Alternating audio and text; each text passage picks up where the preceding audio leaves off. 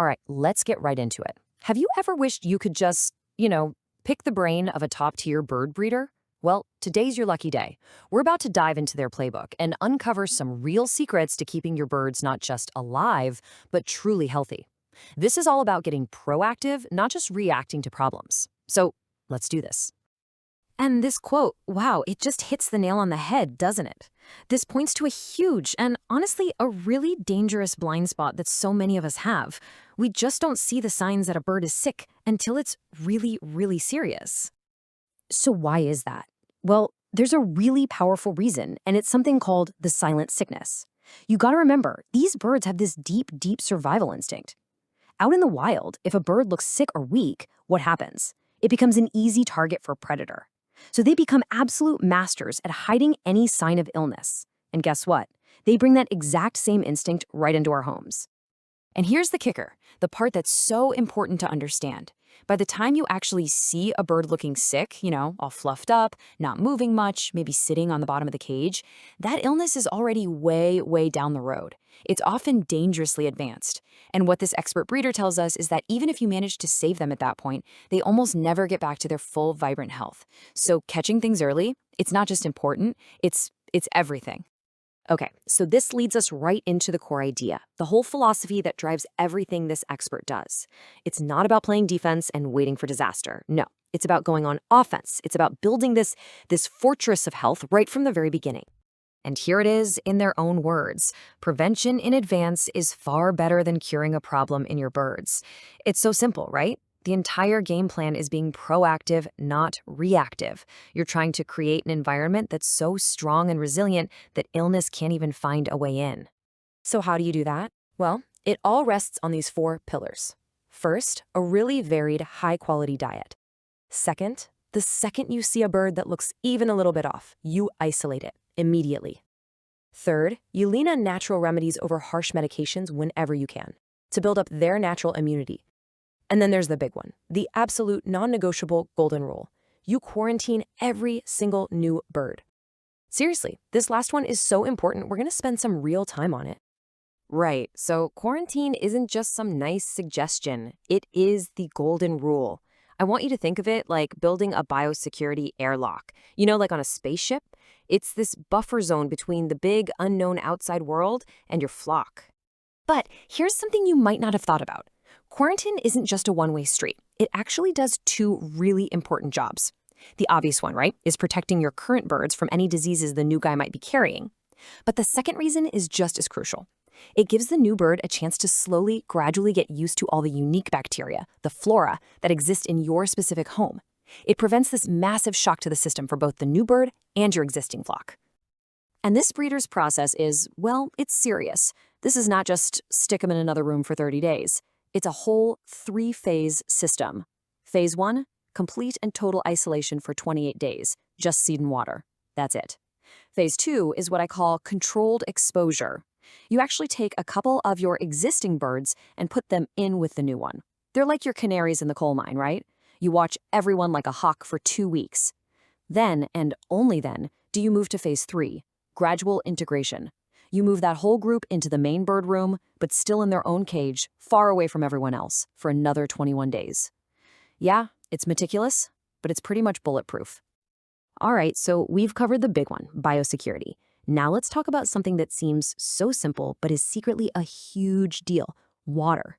Seriously, how you give them water and what's in that water can literally be the difference between a healthy flock and a total disaster.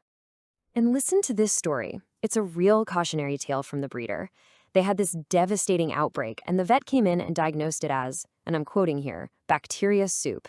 And you know what caused it? A single dropping. One dropping fell into an open water bowl, and it contaminated the entire supply. Every bird that took a drink got sick. It's a harsh lesson for sure, but a really valuable one. So the takeaway here is just crystal clear, right? Open water bowls and dishes are just a huge, unnecessary risk. The only truly safe way to go is with those tube waterers. They make it pretty much impossible for droppings to contaminate the water. It's such a simple change, but it has a massive, massive impact on the health of your birds. Okay, so we've got clean water down, but there's also a whole strategy for what you put in that water. Check this out. It's a weekly rotation of different supplements. One week, it's sulfite D for that crucial vitamin D3. The next, liquid calcium for bones and eggs. Then, an herbal immunity booster. Then, some apple cider vinegar for gut health. And here's the clever part. You do each one for a full week. Why? Well, because budgies, they sip. They don't drink a lot at once. This weekly schedule makes sure that over the course of 7 days, every single bird has had a chance to get the benefits. All right, let's switch gears a bit. Time for a little lightning round. This is the expert's go-to toolkit for some of the most common problems you're going to see. These are simple, usually natural fixes that can stop a small issue from turning into a big, big problem. Okay, first up. Problem? Diarrhea or loose droppings. You know what I'm talking about. You look down and things are just not right. Or maybe a bird has a soiled vent. So what do? The solution is actually super simple. You just replace their drinking water with some cold black or green tea. Yep, just regular tea. You do that for about 3 or 4 days, and the tannins in the tea usually help clear things right up. All right, next problem. Scaly face mites. Another super common one. It's that kind of crusty, honeycomb-looking stuff that builds up around their beak and cere. And for this, the solution is just a common antiseptic, like Dettol. You just take a cotton bud, dip it, and gently dab it on the area. That's often all it takes to get rid of them. Okay, now for something a little trickier. This one's a behavioral problem. You've got a hen, and she keeps eating her own eggs, just destroying the clutch. What on earth can you do about that? Well, here's a wild one. This is a real old-timer trick, and I gotta say, it's pretty extreme. You take one of her eggs, you carefully blow it out so it's empty, and then you fill that empty shell with hot wasabi. Then you put it back in the nest. The idea is that she goes to eat it, gets a mouthful of that, and she will never, ever try to eat an egg again. So we've talked about quarantine, water, supplements, even some pretty wild home remedies. But after all of that, all the schedules and products and protocols, what do you think is the single most important tool you have? No, really, think about it for a second. What's the one thing you already have right now that is more powerful than anything else you could buy for keeping your birds healthy? The answer, it's your quiet observation. It's you. It's your ability to just watch. Not while you're cleaning or feeding, just sitting there quietly and observing your birds. And that brings us right back to where we started. The only way to beat that silent sickness is to know your birds so well that you know exactly what normal looks like for each of them. When you really know their little quirks, their energy levels, their personalities, then the tiniest change in their behavior will stick out like a sore thumb. It becomes your best early warning system. And that, more than any supplement or remedy, is the real secret to keeping your birds happy and healthy. Now, we'd love to hear from you. If you're a bird breeder, share your breeding experiences, stories, photos, and even videos with us. Your contribution could be featured in one of our upcoming projects, helping bird lovers around the world learn and enjoy even more. Simply send us an email at admin@www.birds.co.za.